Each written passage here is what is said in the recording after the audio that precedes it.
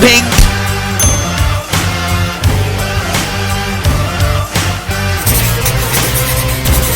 You know what I mean?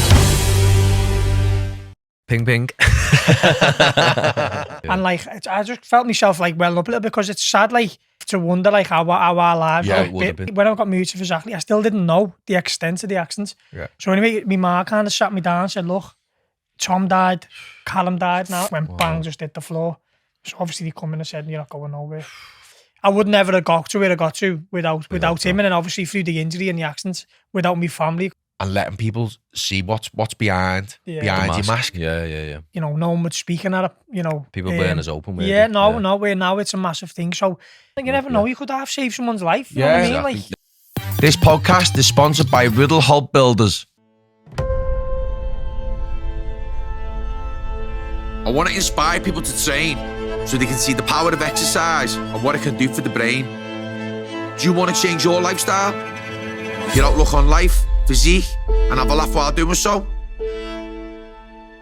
I don't take myself too seriously, and I like to create a fun atmosphere in the gym. Working alongside some brilliant boxing coaches in Halewood ABC. It's about bringing the community together.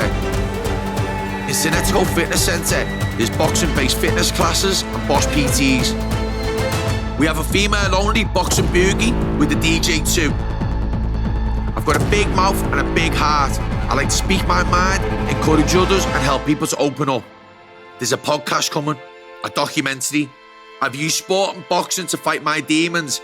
It can help you fight yours. Welcome to the Fighting Demons podcast with me, John Edge, and my co-host, Matty Edge.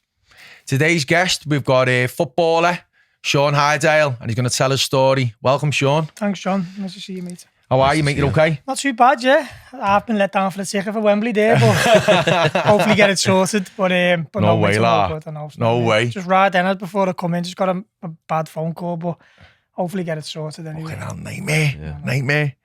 So, I mean, I know about your football. Yeah, I know how good you were, do you know what I mean? So I just want you to tell people, like, where it all started for you. Well, as you said when I met you earlier, my family's a massiff footballing family. Yeah. My dad, and he obviously played all his life. So from a young age, I was just on the field training. Got picked up, went to like a 6-week trial, which was at Madder Avenue back then when I was about 7 or 8. And then it come to, you can only kind of sign like officially for Liverpool when you're 9. So we come to that stage and I didn't get picked. So obviously went away, went and started playing for my local team. And then with a few months later, they called me back and kind of said, I think we made a bit of a mistake. Come back for another little bit of a trial and that. And then within like a session or two, they just said, yeah, you know, so they took me in. And then from then I was just at Liverpool and all the way through. Every year it was kind of, you know, renewed. And then it went to 2 years. But I was always kind of like I was always small. I was never really very quick.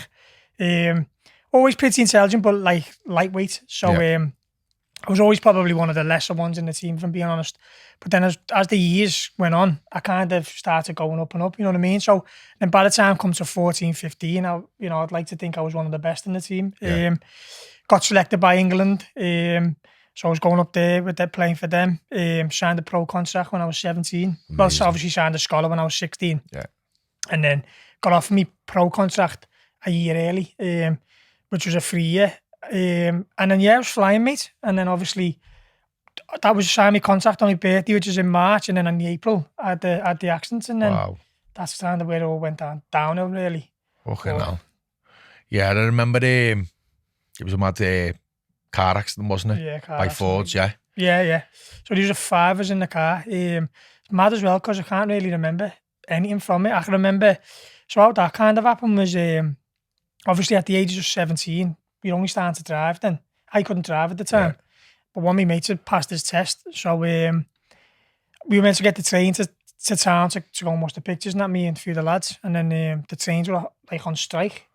So we were kind of like, thinking nothing of it, went back round, in Hunts Cross, went back round. And then my mate was there in his brand new car. So he was like, yeah, get in, wherever we went. And then from that moment then, to waking up in Aussie is just a total blackout. Can't remember a thing, can't remember. And obviously all my mates in the car, 2 died, 1 still in a coma at the minute. and the other lad went out with basically nothing. But I don't really speak to him, and I don't think I've really spoke to him since, to be honest with you. So I don't even know where we'd been or where we were going or why we didn't go to town. Don't know a thing. Fucking hell. My mate who's still in a coma was my best mate. He's like literally, he's not really, you know what I mean? He's alive, but he's struggling really. So you can't speak to him. So yeah, it's just a mad feeling really. Fucking hell. How long was you in hospital for? Probably about 6 weeks, I think. So I had a little bleed on the brain and that. I was in a coma, I think, for a few days. This is all from obviously my ma and that telling me.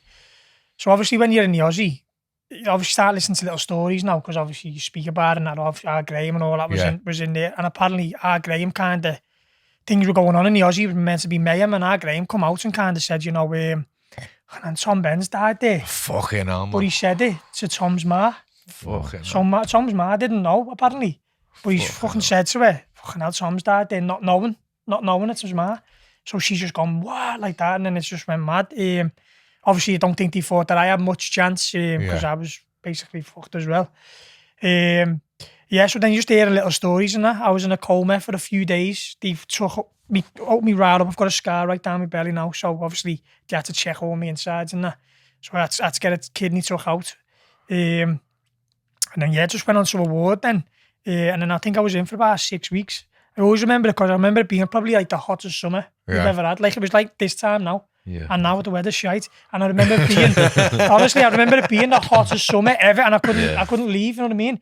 Lucky enough, I was with Liverpool, obviously playing for Liverpool. So when they could come in, the doctor come in and said, he's not staying here, because obviously I was in for Zachley or whatever. Or Whiston it might have been. They said, no, so they took me and put me in a private suite in Zachley. So we had my own fucking big, my own telly, menu every day, full Englishes, whatever. So lucky enough, I ended up getting sorted out by them. And then it was Tom's funeral, and obviously I was begging to go, and I'd been all right a little bit. And then they kind of come back in and said, we're going to let you go. So I was like, sound. Then the day before, I stood up to go to the toilet, just blacked out, went bang, just hit the floor. So obviously they come in and said, you're not going nowhere. But really, it's only when I look back now, like, I went down to like 6.5 stone. Fucking hell. So look, I made up, I didn't go really, because everyone there would have been like, fucking hell, look at the state of Sean, you know what I mean? Which wouldn't have been nice. But it's only now I look back, because I went for this something sweet with Gerard and whatever, but we get into that a little bit, and then when I look back at a photo now, I'm just like, fucking hell. It's mad, like, my top's just baggy. That now wouldn't even go up to there to me and that, you know what I mean? Crazy. So yeah, just a fucking mad time, like. Crazy, like.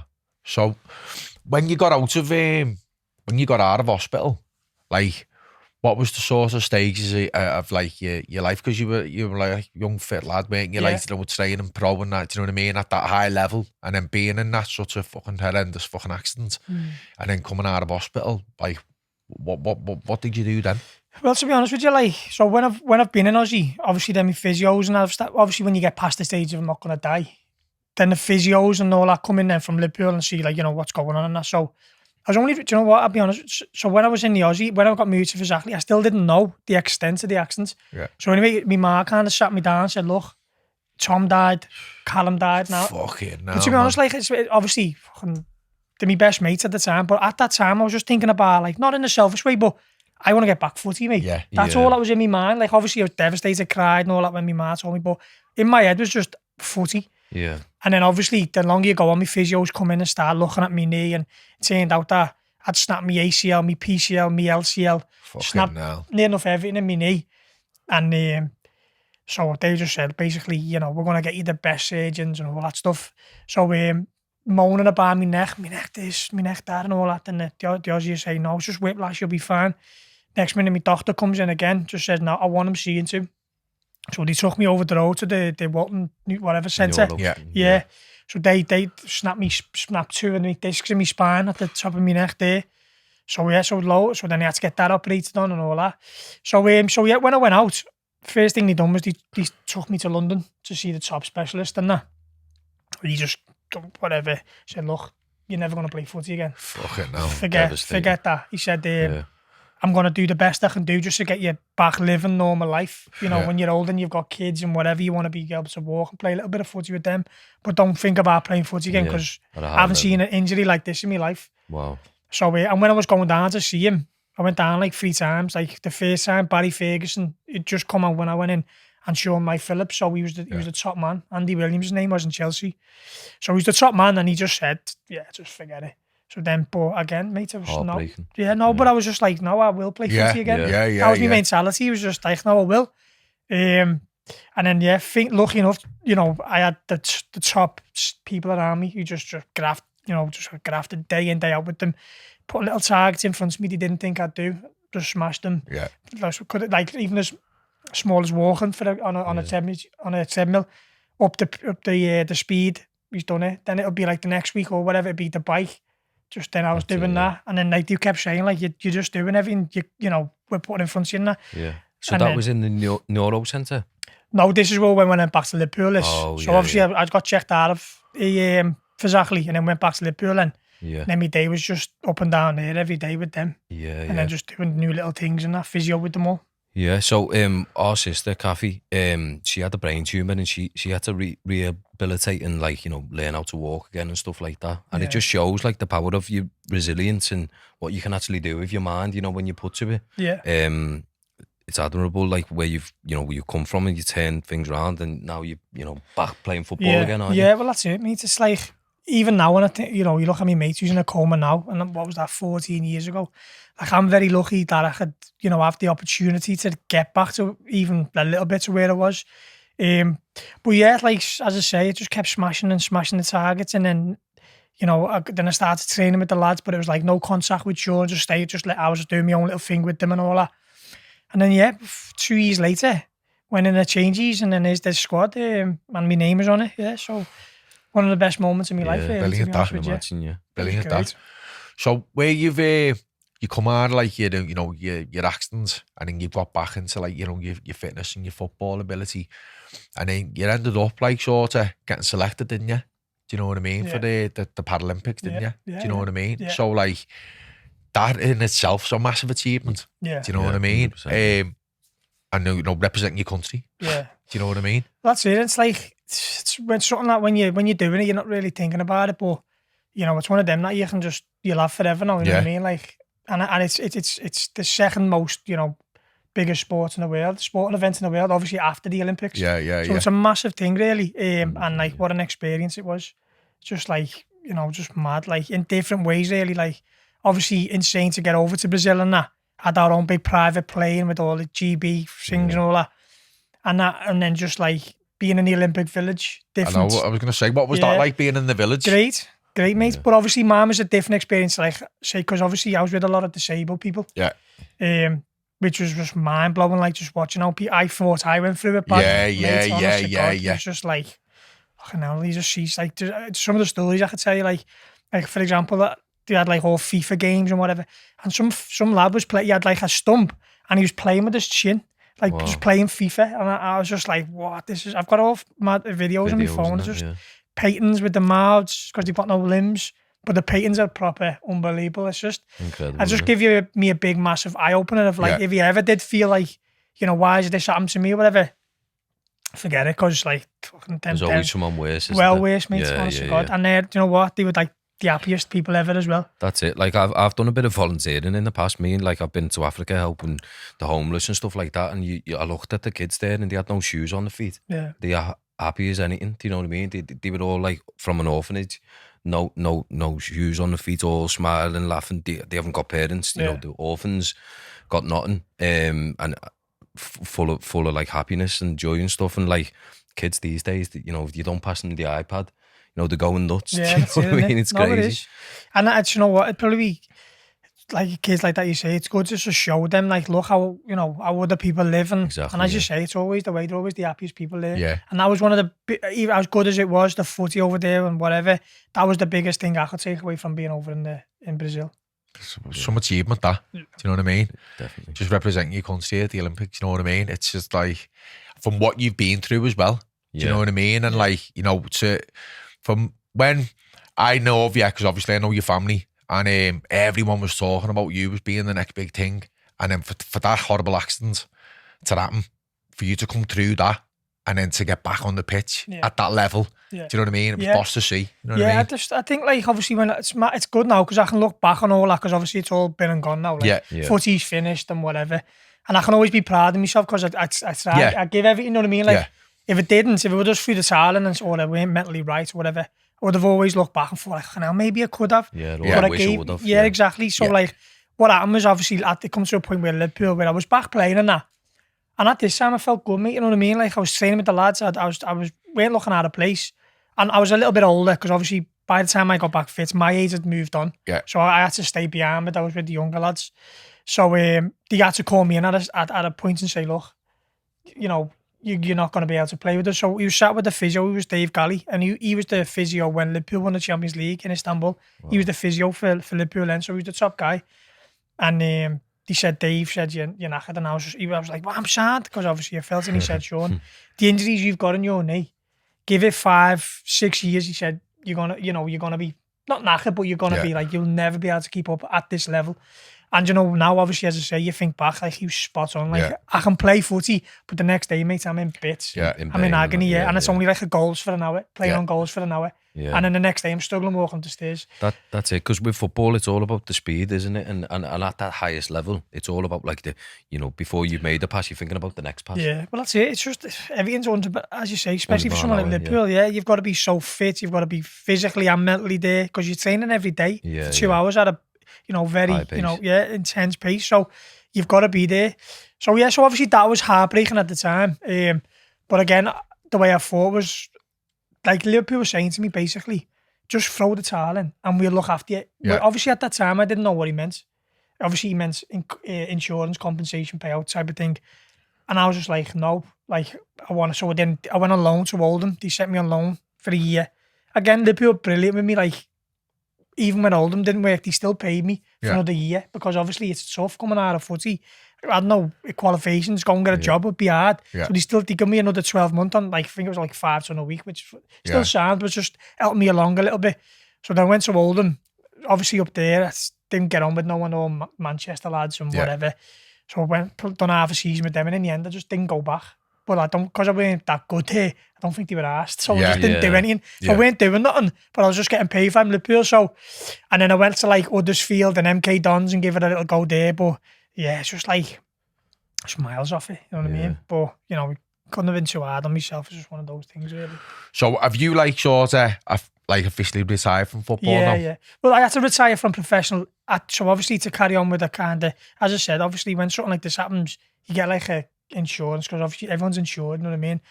And so obviously to retire, to get mine, I had to retire from footy. Right, So say, for example, even if I come back and I could play, it's happened, I think, with a guy called Mike Marsh years ago for Liverpool.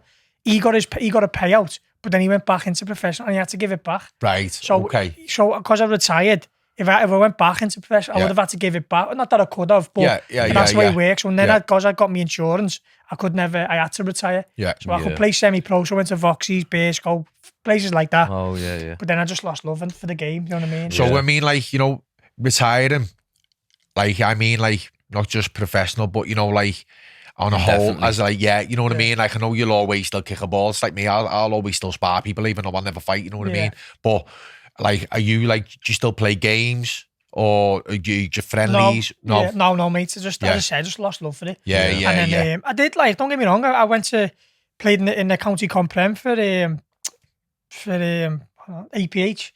I went blank there for APH. We won the league 3 years out of 4. With the Waterloo Dock, and we had great battles with them, and I loved it for a bit. But then I don't know what happened. I think it was like Saturday 3 o'clock kickoff. By the time I was finishing footy, we weren't getting in till 7. I was not. In the end, I just thought, like, what's the point? You know what I mean? Like, I couldn't be arsed really. And then obviously, then you start worrying about getting injured because you're playing against lads, and if you're half decent, then they half want to just kick you. And I just thought, what's the fucking point? Do you know what I said, Sean? Like, I said, because people think fighting's like dangerous, and I said, like, I'd say 98% of the injuries of my boxers come from football. Yeah. It's not from fighting. Yeah. All the injuries they've got, because the tackles are so aggressive, if they're good, people want to take them out. And it's like, it's such a, I think it's more violent than boxing will ever be, because at least fighting, you can see it coming. It's in front of you. It's like controlled, isn't it? Yeah. It's where, like, although they've got a ref, it's kind of like, it's loose. But it comes from you the know? sides, the back. It comes from like where you know what I mean. You're not looking. Yeah. And you always get plays like, obviously when you're boxing, you kind of know who you're gonna box, and that you get plays you just want to play the shite, but you just want to fucking hit you, or just throw one in on you. Well, that's what I mean, because if you're naturally talented, then they'll want to like sort of take you out or whatever, be more physical. Probably, when it happened, there was a bit of a big story, obviously. So a lot of people would know, and then I'd get the odd superstar shouts and all that. You fucking superstar and all that. I'm just like, I just want to play footy. Like, I'm not that arsed. I don't think I'm better than anyone. I just want to play. But you'd get all that from just little divvies. You know what I mean? So in the end, I just thought, you know what? I can't even be arsed no more. Yeah. And like now, I'd have to get myself right back fit into that fit. Because I've got that thing where like I'm a little bit like, it would do my head in, like people saying 40 was good, even though all this years ago and all that. That'd do my head in that. So I'd just rather keep my reputation of being used to be half decent or whatever. Then people go, 40 he was shit him and all that, because people don't think about like your story or whatever. So I just think, I just fucking saying that in. I like growing up and stuff. I used to like the highest level I got was semi-pro. I used to play for Warrington Youth and that, and like I snapped my foot like twice or 3 times in one season or something, and then that kind of, I lost the love for it, and like I was injured, and then I was going back to the game too soon and not recovering, and it was kind of like that for me. Like obviously I didn't go through adversity such as yourself, but like even that injury thing, it just throws you sometimes. And it's mentally training, isn't it? And and obviously then when you get a bit older, you've got work to worry about and that. Exactly. And then if you get hurt, you can't go to work or whatever. But like it was just like, for me, it's just bit like, I went, like, for example, I went to South Liverpool. I was going to get back into amateur footy, because obviously I played pro and then semi-pro, and I thought, I'll just give amateur a little go. So I went to South Liverpool, and I'd just been to Ibiza for about a week or 10 days, and I went to South Liverpool like the day or two after getting home. So obviously I was fucking done in. So I went there, done like we had like a pre-season training session, and obviously I was probably last on whatever. So the manager called me in and said, listen, he said, I think you should go out on loan. And I was just thinking, wow, shit me out. Where to? You know what I mean? Honestly, called me and said, go on loan. And I just thought, this is not like degrading, but in a way it is. I was thinking, fuck, I play footy, send me to go on loan from South Liverpool. I was just like, wow. So it's just like things, and in the end, it's just, fuck this. So from your football days then, because I know you're involved in like property and stuff like that. So what have you done then? You know what I mean? Since like, so I kind of, started my own little company. So first thing I done was, well, lucky enough, my uncle's he's a builder. So when I kind of have a little bit of dough around me, I went to just put on like the stocks and shares, and I didn't have a fucking clue what to do. But my uncle phoned me mum or whatever and said, don't be doing that. It's just like roulette with your dough type of thing, you know what I mean? So he said, tell him, he was out the game a little bit as well. He said, I want to get back in, because he does big ones. He's doing big ones in town now. Big developments. He's building them. So, but he was out the game. He said, tell Sean, I want to get back in the game, so I'll do something small with him, and then I'll, crack on and do my own thing. So we went to the auctions in town of Enmore's one, I think. End up like buying land for like 20 grand or whatever in the Wirral, and I built 5 houses with him. So that was my first little thing that I'd done. And then, from now, I've got one of the biggest sites in town now. I've got loads of little plots and that. So and then whatever happens with them, you either build them or you just get your plan of whatever happens, whatever comes to surface. I bought into a nursery brand, which is pretty successful. I think we've got 5 or 6 of them. And then I've just opened a care company myself now. So residential care it is. So like obviously someone lives in your house, and then you provide 24-hour care. So that's for like adults with learning difficulties and stuff like that. So that's what I want to focus a lot on, because the developments and stuff, I don't really know a lot about it. My business partner does, that's his bread and butter. So I just said to him, you just crack on with that type of thing. So I'm going to take over this care thing and just make sure and just stay busy and just keep my mind, because you know yourself, John, it gets tough, you know what I mean? Just like, I'm not the busiest of people, but like some people go, how do you just sit in, like whatever, spend most of the day just chilling or whatever. But when I had to work, when my money stopped from Liverpool and I had nothing really else to do, I had to work. So Graham got me into like Johnson's and Jag and that. So I worked there for about a year when I was waiting for everything to sort itself out. And I hated it, because obviously you play footy all your life, never worked a day in my life. So obviously to go there doing nights from like 10 till 6 in the morning, I just fucking hated it. Painful. Yeah. I had to. So, but now... Because it took a while, didn't it, for everything? Because I remember when it all, after the accidents and that, it took a long time, didn't it? Yeah, it does, mate. You've got to wait to see what happens after it. So obviously I stopped playing footy, say 3 years after it. But then you need to wait for your extent to your injuries. And obviously, so my solicitor at the time, she had to go and like speak to Gerrard. She spoke to Carragher, even like to Jack Wilshere, just to kind of say, like, obviously we were building the case to say this is what he was going to be. Yeah. Obviously, you know what I mean? That's what I remember. Because obviously I know your dad, and he was saying to me, you know, I think it was like, I might be wrong, but potential earnings. So they were getting all these people to say how good you were and what you could have done and stuff like that, and they were putting it all together, weren't they? And then that's where that's what they do, because obviously, like, it was good. It was a good thing to go through as well, because it's kind of like you start getting an insight into things and that. And it's all because basically from my actually injuries and that, I think I was awarded like 70 grand or something shit anyway. Yeah. And obviously all the injuries I had, that's what, when it broke down, it was like 70 grand or something from the injuries. But you go on what you could have earned, potential loss of earnings, so my solicitor was brilliant. As I say, she spoke to all kinds of people, and I don't even think Gerrard probably didn't even see me play, but obviously just being one of the lads and that, he just probably gave me a good reference in that. So it was a long time. I think it was like, must have been about probably about 6 years, 6 or 7 years it was. So we had to work in Johnson's for a bit. So now when I'm bored and ours, like I'm literally bored, I just think, but I'd rather be bored than fucking grafting in there. You know what I mean? No disrespect, because to them. It's like, that job is cushy, like it's great. The money you get, fucking brilliant. You're with all the lads on the line. I didn't hate it, I just hated like... I'm not a worker, you know what I mean? Even I had to go and labour for me. I'm just not a worker. Yeah. But that actual job itself was brilliant for, just to have a laugh with the lads and that. But it just weren't for me at all. Yeah, it hats off to anyone who does 9 to 5 or works in any capacity, like where they're doing factory work or anything like that, to be the bread earner or whatever, the breadwinner. I've done the same thing though, didn't I? When I worked in the council for like 11 years and I fucking hated it. It was like, I done it, but I fucking hated it, you know what I mean? And like now, I always wanted to have my own gyms, you know what I mean? I always wanted to do my own thing, and now I'm doing that. And it's like, I love what I do. I work even harder. I work twice as hard than I ever worked in the council, but it's for me. Yeah, exactly. And it's what I love to do, you know what I mean? So it's like... There's that saying, that's the saying, like obviously if you get a job you love, you don't have to work. It's like that, so obviously I was working, I had to, because I had no money, my mum and dad, no money to let me to live on or whatever, so I had to work. As you say, it was, hats off them, because some people just do it because they've got to, and it's it's graft, it's tough. We were just saying that, weren't we? Like, because obviously my dad, like our Matty's dad, like I never grew up with him, but like the one thing about me dad, he was staunch, and like he worked in fucking Fords for 35 years. Probably never had a fucking day off, do you know what I mean? And like he was just a fucking one of them hard working fellas, mate, who's like up every morning, there every night, you know what I mean? And like hated his job, but done hated it, moaned about it, but always fucking done it, you know what I mean? And that for me was where I went, fuck that, I'm not doing that, mate. I'm not doing fucking that, mate. There's an odd carrier, isn't he? Like he's basically just skivvy. He's a grafty, fella, like sometimes like it's torrential rain out there, and I he'll phone me, I go, where are you in, mate? He goes, he's there, and obviously like Graham tried to give it a go.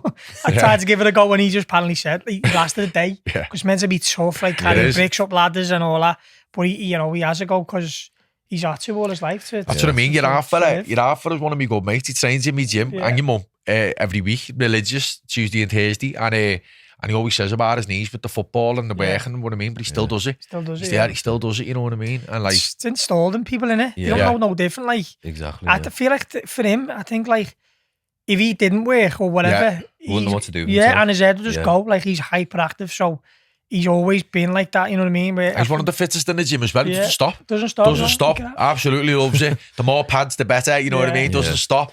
Keeps going. And your mum saying that. That's probably down to like, that's probably where I get my kind of mental strength from of stuff like that. Obviously down to them, because they've got it in them type of things. He's got that competitive, isn't he? Still now to this day, he's very, very competitive. Do you think to get to the highest level in sport, do you think that like you need, so boxing is an individual sport, whereas football is a team sport, isn't it? Yeah. So, but do you think to get to the elite level, you have to be somewhat selfish in terms of like your life choices, dedication and stuff like that. Yeah. How does it kind of work? 1,000,000%, yeah.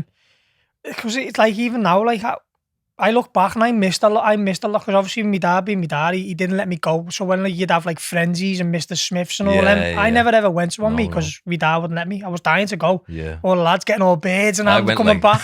Good And I like, oh, I'd neck 15 beards there. I just sat in mine. My dad just wouldn't let me go. Yeah. But obviously, like, you can't, you know, to get to where you want to get to, You've got to make them you've got to make them sacrifices at the time when you're there. You don't think about that. But like, you know, having someone like him there for me was perfect. But yeah, you can't be one of the lads and do what you want and get there. It's just not gonna happen. Exactly, you know what I mean? Like one as well, Liverpool wouldn't accept it. No. Would not accept it. Like, you know, I couldn't even play for other teams, school teams, local teams. Like, did you have to be careful? You like, I believe like certain people I've spoke to, like Scott Brown, is one of the lads' cousins. He played for Everton. I think he got released so far in his contract, but he was playing with Wayne Rooney at the time and stuff like that. And I think like he was saying like week on week, like you couldn't like just go for the park for a kickabout. They were like on it. Yeah. No, you can't. You can't do. You don't, as you say, when it's in your mind anyway. Because obviously you can't get injured, can you? Yeah. Because at the end of the day as well, they're paying your wages, so it is just like, you know, you're employed by them really. So like they do have a say on what you do and don't do. Like, do you ever remember the internationals that used to be on Madder Avenue where all different teams from all over the world would come? Yeah. Well, Halewood were there, and I don't know if you know Jonathan Hazen from Halewood. So he had a team, Michael Jackson. They had a team, and it got to like the quarters, I think, or the semis, and they were saying to me, "Dad, get Sean to play." You know what I mean? So my dad was kind of like, "Look, it's up to you, whatever you want to do." Like I weren't allowed to, and I was thinking, "Shall I just fucking play?" You know what I mean? But anyway, I decided not to. Yeah. And then when we got there, it was just scouts everywhere, and like they were saying, like, if you would have played because it was Iowa was the main one. Stevie Iowa, yeah. I done my level 2 with him, like in Liverpool and that. Yeah, I've got my coaching badges and that, like. But have you ever coached yourself, like, or? I tried it, mate, but again, it weren't for me. Like, I'm just one of them, me. If I don't like it, no, it's not for me. And coaching, I went to over the world to start doing my level 2 and that. And I've done it with a fella called Tom Culshaw. He was one of Gerard's good mates, and now he's with him at like Villa and that now. So we obviously went on and done it, but. To get your level 2, you have to do so many hours on your own. And and I went to Liverpool. Obviously, they just said there's always a job for you if you want it. So I went back to Liverpool, and on my first session, at the end of it, like one of the coaches said to me, "Right, call all the parents in," and I was like, "Fuck that, you know what I mean?" Because I haven't got that personality. It's like I'm just a quite shy person and that. So I just thought, nah. Sarah's cousin plays for Liverpool. Yeah. Jonas. Yeah, and he's just got a contract, hasn't he? Yeah. I'm just bounced in my head there when you were talking about not allowed to play.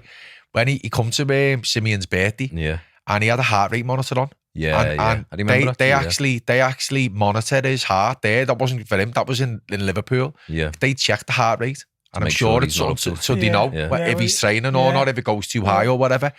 And that was a couple of years ago. That, do you know what I mean? Yeah. And you used to do that. You done that when I went with the Great Britain team for England? Yeah. So when you went away from them, they give you like one of them and like a little, like whatever it was, and then you had to go back. And if you hadn't run a certain miles and that, you know, they weren't happy. So they were always keeping tabs on you. Obviously, leading up to the Paralympics, part of your training was get your miles in a day or whatever.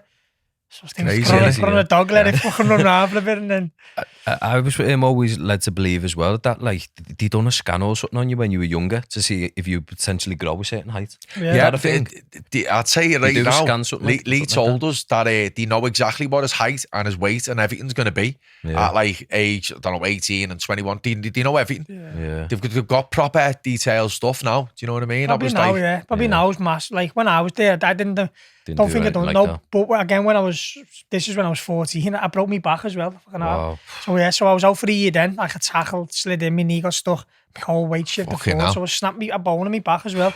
So I was out for a full year then. So do you reckon that I lost a couple of inches then as well? Fucking hell. I love them now. Like. Fucking hell.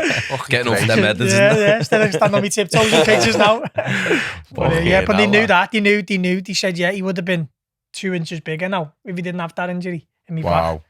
Crazy, isn't it? It's mad some of the things they can do, like. Yeah. Crazy, like. So, just going back to, like, you know, your accent before your accent, right? You were saying before, weren't we, about Tom Ben? And I actually didn't know him dead well, but I met him in Austin, Rawlinson. He was boxing for Gemini. It was his first bout. And I remember I was talking to all the lads, giving them a little pep talk, because obviously I worked in there, and all the kids used to come in and train with me, so I knew all the kids who boxed for Gemini, but I didn't actually know him. And he was dead cocky, and he was giving me loads of shit, you know what I mean? Yeah. And I'll never forget it, because I said to him, you just wait till when your opponent turns up and let's see if you carry on cocky. And then a little bit later, his opponent turned up, and he was fucking hench, like, fucking muscles coming out of everywhere. And Tom come over to me, and he was like, see my opponent there? He's like, fucking hell, he's big, innit? And I was like, and I don't know, there was something about him what attracted me to him. I just took this instant like to him. And I was like, yeah, lad, you'll be all right, you know what I mean? Just go in there, stay relaxed, do your job and all that. And I remember fucking screaming for him. And I just took an instant like to the lad, you know what I mean? And he just had something about him, like charisma. He had something about him anyway. And he lost that fight. I never forget it, because the kid, what he was fucking tough. Did you know he was a big lad before he come, or no? I didn't even know the kid, you know what I mean? He's from another club. But when he turned up, I just knew the way he was acting. He was trying to act like cocky and confident, but he weren't. He was nervous. But in doing that, he was giving me loads, because I was telling all the kids, just stay relaxed. And he was like, yeah, I want you and all that and all that. And he was giving me loads of shit, you know what I mean? And I was like, yeah, we'll see what you like when your opponent turns up. And as I say, when he turned up, like the fella, he was for the age of me, his muscles was sticking out. And when he come over to me, I'll never forget it, because he showed this nice side to him, you know what I mean? And I just liked him. And then even after it, I remember going over to him, consoling him, because he was crying and all that. And it was like, you know, he gave everything. He fought hard, even though he lost. And I because I know the nerves he went through. And then when I heard about that accident, I was like, fucking hell. It's devastating, that. I just hit the nail on the head with him there. He was one of them lads who just, there's not one person, I couldn't find one person who didn't like him. You know what I mean? He was a lovely kid. Yeah. There's a photo of him that flies around now, obviously when the anniversary of the accident and that, like all girls out and you put it all up, and he's got like a blue, might be a little Gemini one. Do you know what? One of them, that picture, right? I know the picture you're on about. And I'd swear that was from his fight, because it wasn't long. Yeah, know he what wouldn't have had many, because he wasn't I don't know. I might be wrong, but I think that was his first and only fight. Yeah. He wouldn't have had many, because he might have had skills this was about. Do you know what I mean? Yeah. And as I say, he was nervous and he gave it everything. And I don't know if he fought again. You know what I mean? I don't think he did. Probably from that. I think that's from that bout. Do you know what I mean? Yeah. But what a guy, mate. Because that's what I remember of him, because obviously I seen him after it, because obviously I worked in the bats, but I never forget that little moment, you know what I mean? Because we shared before and after the bout. It's like a whole day that we had, you know what I mean? Before the weigh-in and then after the bout and that, you know what I mean? And that's one of the saddest things. So obviously Tom and Danny, who's in the comment, they were my closest mates, like ever, you know what I mean, at the time. Yeah. And it's just sad, because you know what's mad? Like I'm not like a proper emotional person. I've very rarely cried in my life about many things, but I was sat in the doctors through the year, and like it was Danny's birthday. And it's just when you start seeing photos pop up of people, and like I just felt myself like welling up a little bit, because it's sad. Like I was with him like near enough every weekend. We used to do the same thing. We'd play footy, and then I'd stay in his on the Sunday in his nan's who lived in Knighton. Yeah. And he had a little brother Chris. So we'd play FIFA, and then we'd get an Indian with his dad. Do it every single weekend. And it's just sad that like to wonder like how our lives would have been. And how we would have went together. You know what I mean? And obviously a lot of the memories we would have had. Yeah. And that's what was popping at me at this moment on my phone. It was mad. Felt it all just coming up a little bit. Just thinking about mad stuff, you know what I mean? Yeah, it is so sad, you know what I mean? Yeah. Because it's like, it's not that you see it all the time, but them sort of accidents, it's like they're the things as a dad. I'm like, you know what I mean? That's the thing. But so when your accident was all over the fucking news, it was all, you know, everyone was talking about it, and I was like, fucking hell. Because at first, didn't hear names. Yeah.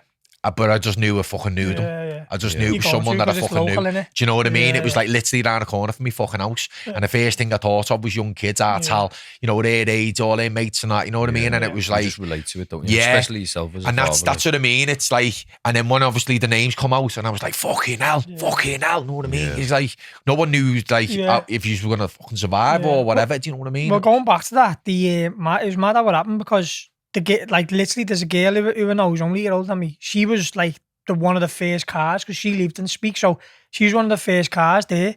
And I still don't even know how now, but she phoned me, our fella, So my dad was one of the first people there, just after the ambulance, so we couldn't get over to us, whatever, but he was one of the first people there, so we seen everything, you know what I mean?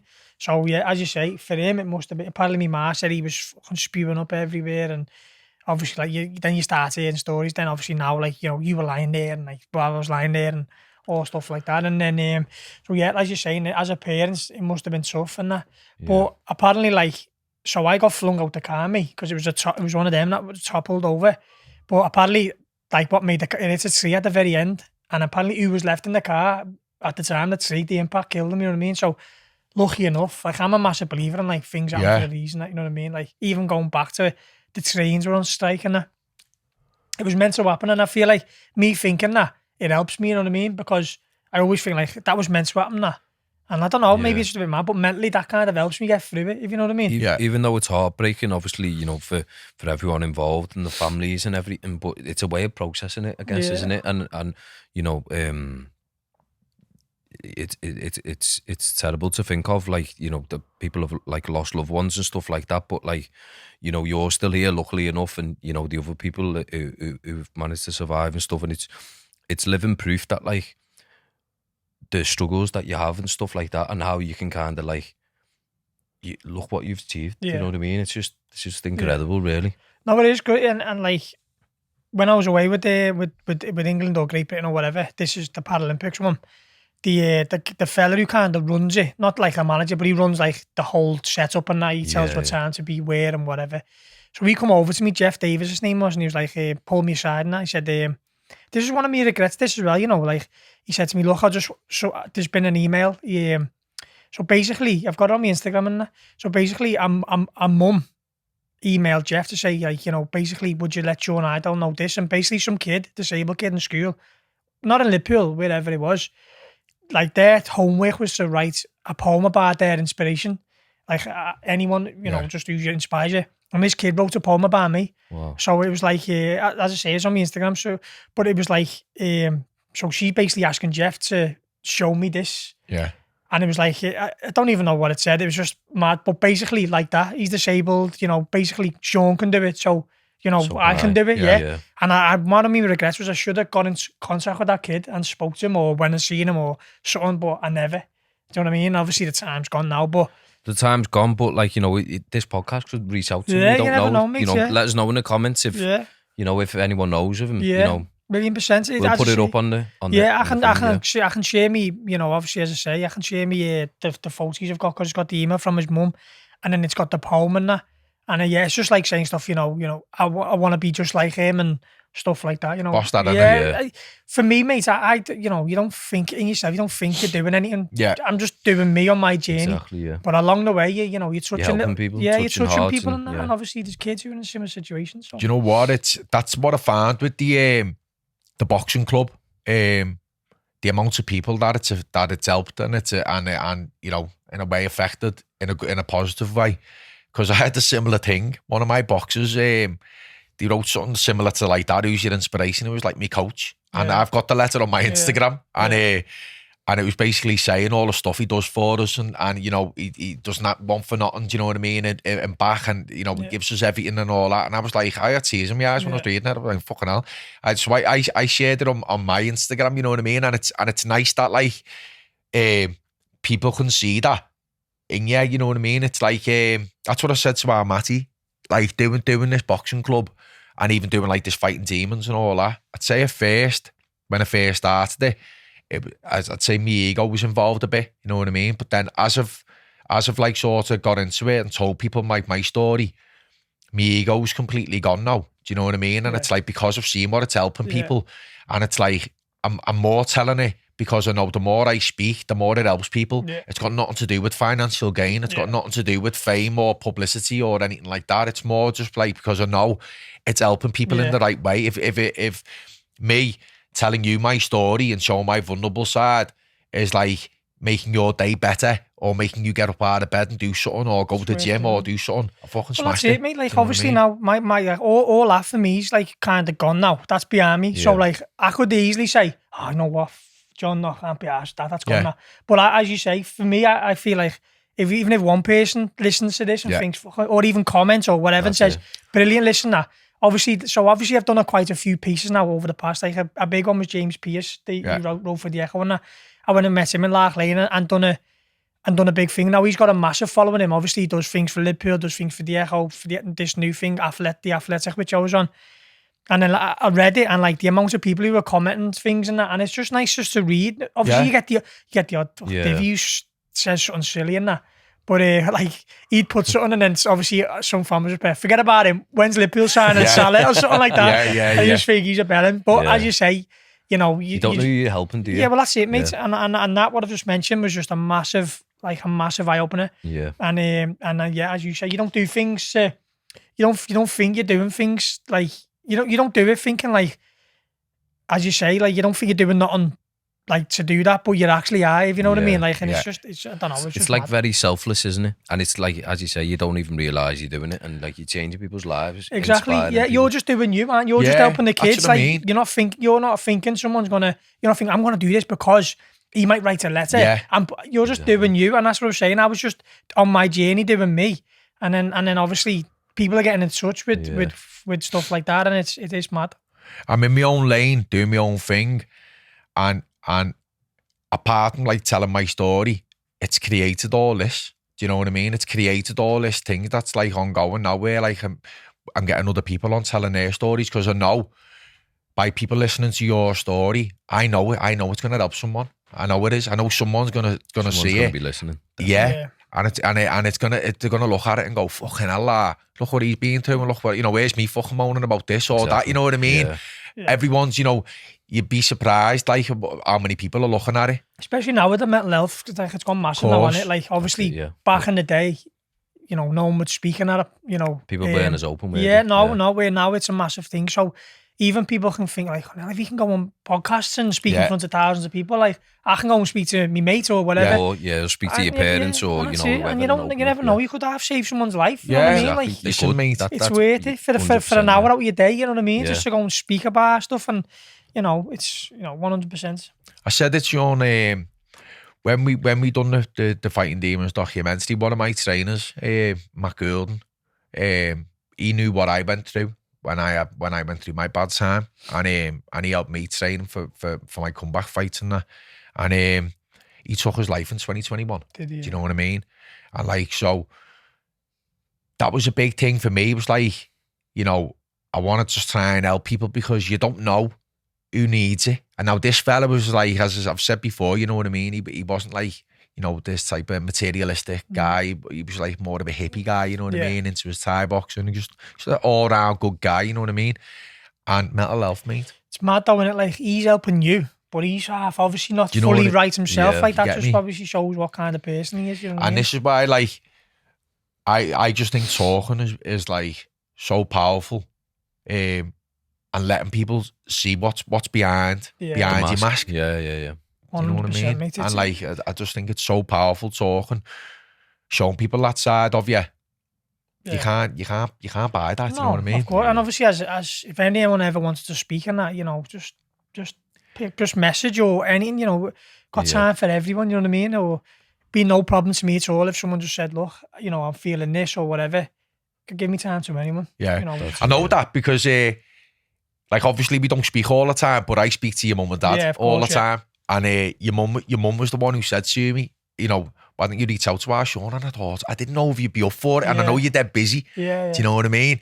And then literally, as soon as I messaged me straight back. Do you know what I mean? No, I even said to our kid before, I said, I don't know whether he's busy, you know, we might not turn up. And the next minute you walked in and going on about Wembley tickets. And I was like, fucking hell. I'm lucky he's turned up here, do you know what I mean? I thought, fucking hell. He's going to, and I can say about taking your phone off, and they turn his phone off, he's waiting on Wembley tickets. Do you know what I mean? Fuck that, leave that phone around on, know what I mean? That can wait. It'll sort itself out, that. Like, I feel everything sorts itself out in the end as well, doesn't it? Like, I'm a massive believer in that, but no, that podcast, and one thing I don't want to let anyone down as well, you know what I mean? So if I'm saying I'm going to do something. But literally, it could be, and as well as that, like, because the other podcast that we done ran over, And I was thinking to myself, fucking hell, a coffee shop where I told you, it was shut at 4, and I said to you to meet at half 4, and we were still in here, and I'm thinking like, fucking hell, he's going to be there. Like, we're not there, it's shut, you know what I mean? He's not even going to be waiting for us. So I was like literally walking down the road, texting another coffee shop, you know what I mean? We're here. The next week I walked in, I was like, fuck. No, I literally was running at 5 minutes late myself because I went and got loads of ale for tomorrow and that, which I might not be going to. All the lads, but I'm not going, no one's getting So it. what happens then tomorrow? If you don't get the ticket, then no one's going, or no what? one's going. I'm sure to the bus. No one's going. No, but it's just like... How many are you going then? Because I've got mates who are going separately, like, and I think they're leaving, I think about 5 or something. Do you know what I mean? I think everyone's going by car, aren't they? Got to, no trains, is there? No trains, okay. So I'm not a footy fan, know what I mean? So I don't, yeah, no, you know what I mean? Basically just fucking Liverpool and Manchester playing at Wembley. No, all the trains are off because of, I think there's work getting done and whatever, and probably it's Easter bank holiday. Yeah. Fucking hundreds of thousands of people going from the same place. Yeah. It's got to be mayhem, mate. Crazy. They could have just moved this game to Old Trafford. Wow. Or Villa Park or somewhere like that. They're just trying to cash in on. Yeah, it's just a money thing. So fucking, I'm not gonna. I was leaving at 5:30, but the laddie got me ticket. It's gone to postie and it's not open till 8. So I will get there for kickoff, but I'm not gonna be able to have a bevy before and that. But it is what it is. Hopefully you get there. As you say, there's worse things going on in the world. There's worse things that can happen. Spoke, yeah, mate, 100%, yeah. And that makes me even like things where you get stressed and that. Yeah. You just think, fucking hell, like think about Slow some down. things. You know what I mean? Yeah, like.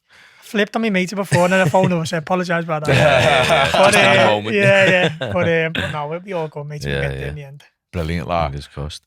But just touching back on like your youth a little bit then, and having your dad as this figure who was kind of like, like this support system, and it was like, you're not going to the frenzy, you're not going to the, Mr. Smiths and all that kind of things.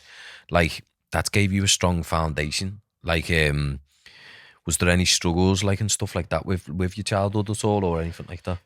No, busy normal. Like, mum and dad were just normal. Didn't have like a lot of money, but was never. I was, you know what I mean. I got what I wanted. I say my dad grafted for us.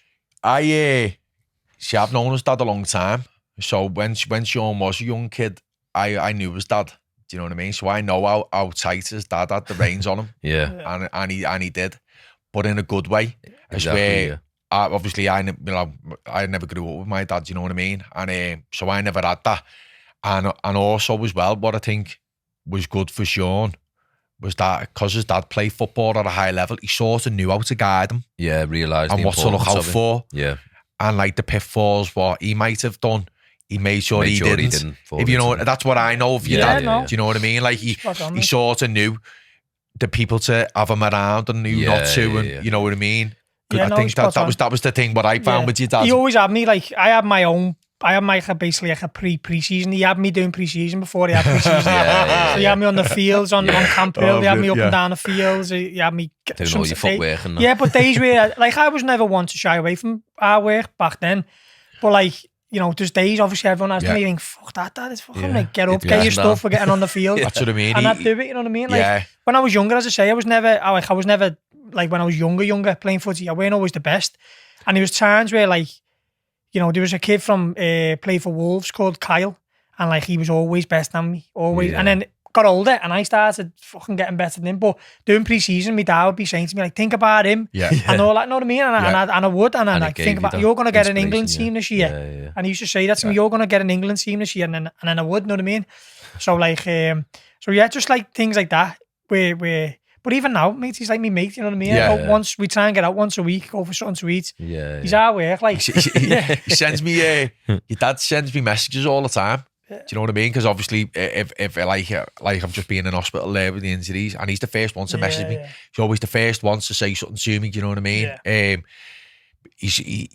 He's just dead competitive, isn't he? No. And then but at the same time, he's got a good heart, and he. Do you know what I mean? I've been away with him. I've been to fucking Benetton with him and everything. Do you know what I mean? We've been on proper lads holidays and everything. Do you know what I mean? He's a tough fella. It's a belter. Sticky big. Oh yeah, belter. What happens in Benetton stage? Yeah, stage in Benetton. No, but he's a top man. Even like you say, Barry, even like we play golf now, he'll be like, what did you get there? Know what I mean? That's what I mean. I've got a partner. He fucking never. He's always watching. Him and Martin Saley, they're always like, you don't impress me. You never done that. You know what I mean? They're very, very competitive. He's great. But now going back to your question, like I would never have got to where I got to without him, and then obviously through the injury and the accidents, without my family, because the way they were with me. My ma didn't move up and down for Zachley every day. You know what I mean? Whenever she had to, like every single day. My dad, obviously, he got looked after through like my agents at the time. Took him to Liverpool, just played Arsenal in the Champions League quarters or semis. Took him there. Then all the lads paid for him to go to Vegas. Just like, you know yourself, John, being in Halewood, it's like a little community. Yeah, innit? Like, it is, definitely.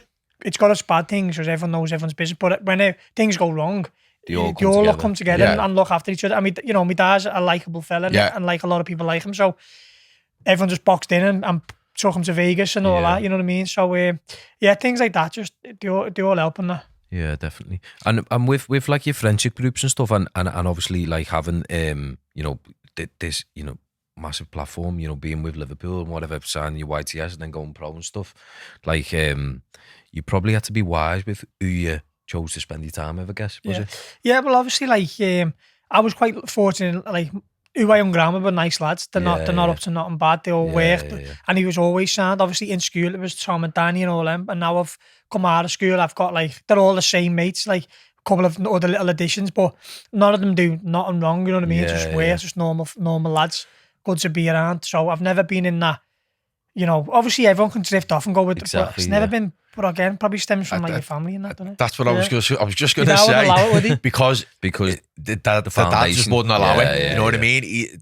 Like Deggsy, he's on the ball when it comes to, he knows everyone, good and bad. Do you know what I mean? And he's just one of them fellas that like, he'll just guide them in like the right way. You know what I mean? And he always I'd be too scared to, like that, when I very, very, very first went to town, when I was obviously about 15. Because your dad's not soft, let's just get it out there. Your dad's not soft, he can fucking have a go, you know what I mean? Yeah, like, he's not soft, you're half fella, you know what I mean? Apart from being a nice fella, he's not fucking soft, you know what I mean? He's no divvy, like, you know what I mean? So like I was on my way to town and Listy didn't get out of Halewood.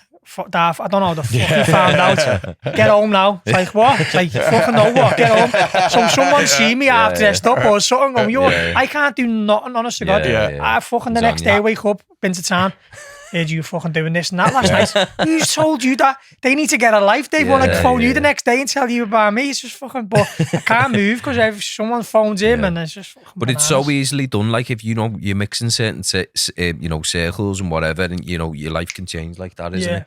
And like, you know, it's just nice that the fact that like you've had that foundation and all the great things that you've done. And, you know, for anyone out there who are kind of mixing with, you know, the wrong circles or doing whatever, you know, you can change. You can change cycles. You can spend a bit of time with whoever you want to spend time and still be mates with them. You know, just distance yourself a little bit. And then just, you know, life finds a pathway and you gravitate towards people who are on the similar journey, similar like outlook and stuff like that. And it's only now I've kind of gone into business and that you start realising like the more successful people you start hanging around with and that, the better it is. You start like you become and subconsciously you start taking little things from certain things that they do, different mannerisms and all that. You start probably don't even know you're doing it, but you start to take little things from it. Like, and now, as I say, I started not really knowing nothing, but my partner who would, you know, do little bits and that, we'd sit in meetings with and that.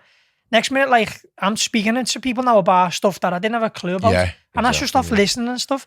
But as you said, you know, for people, like, don't ever feel like you're forced into like following the crowd. And exactly. Be brave enough just to do your own fucking thing, you know what I mean? That's it, That's what I tell the kids in the gym. Because obviously you get good kids and bad kids in the gym. And you can see them when they start getting in with the bad crowd, or they start knocking around with people, or, you know, whatever, start getting into weed, and, you know, you can see it all. Because obviously I've had the kids from like 10 years of age. When they start getting to like 13, 14, 15, they start going off the rails, and you can see the sort of patterns. And that's why I try and guide them, try and keep them away, you know what I mean? And, you know, it's all right being mates with someone, but just distance yourself from, you know what I mean? Don't get involved in what they're doing. Do you know what I mean? I'm saying whatever you're doing, you do, you know what I mean? But just try and, like, you know, just sort of be mates, but distance. Do you know what I mean? Because, like, I've seen people just go off the rails in the gyms, you know what I mean? I've seen the best kids just, you know, end up like, you know, getting involved in that sort of game, taking drugs, selling drugs, and then they move away, you know what I mean? And then you can't pull them back. And then there's other kids who, like, started dabbling and have been able to pull them back. And we've kept them on. I was like, you know, that's a winner. Do you know what I mean? If they're gifted and they stay on the right path and that, they go in places like yourself and stuff like that. And if you're not, like, you know, what's happening there? It's a waste, and that was in footy, like you've just been saying. There's people who get in with the wrong crowds in footy as well. Yeah. And then you just think, what a waste of talent that was. Like, that could have been something that, you know what I mean? Exactly, yeah. But some people aren't fortunate enough to grow up with families and dads and to guide them. They've got no one really. So them ones you feel a little bit sorry for a little bit. But that's why it's always good to get into a sport like boxing or like footy, because I've always been under, like, well, it was Liverpool's books at the time, so they wouldn't allow me to do anything wrong. Yeah. So I had to be disciplined. I couldn't be late. I couldn't fucking do whatever. You know what I mean? I just couldn't. And probably the same with boxing. You know, so that's why it's probably good to get yourself in a sport and that. Even if you're not great at it at the start, you know, you'll improve. Definitely. Or that's how I found myself. Like with myself, I wasn't like, I'd say naturally gifted at the beginning. It was fucking hard work.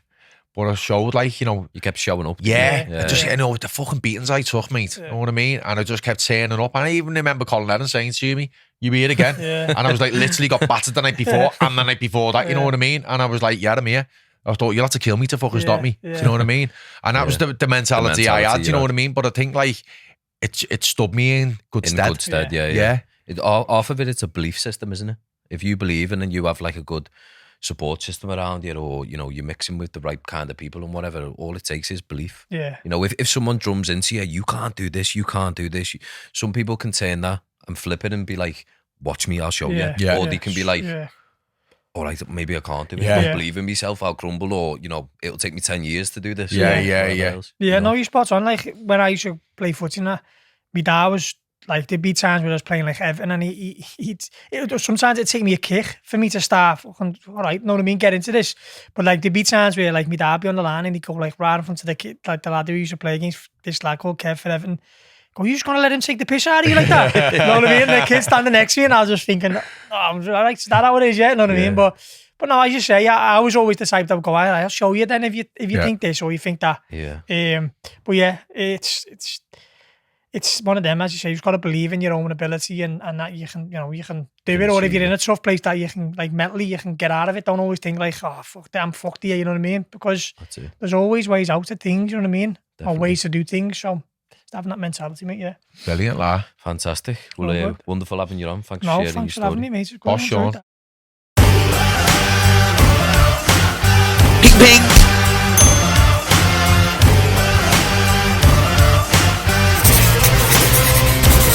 You know what I mean? This podcast is sponsored by Riddle Halt Builders. I want to inspire people to train so they can see the power of exercise and what it can do for the brain. Do you want to change your lifestyle, your outlook on life, physique, and have a laugh while doing so? I don't take myself too seriously, and I like to create a fun atmosphere in the gym.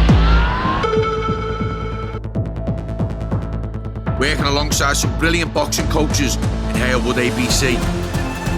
It's about bringing the community together. In Cinetico Fitness Centre, there's boxing-based fitness classes and boss PTs. We have a female-only boxing boogie with the DJ too. I've got a big mouth and a big heart. I like to speak my mind, encourage others, and help people to open up. There's a podcast coming, a documentary. I've used sport and boxing to fight my demons. It can help you fight yours.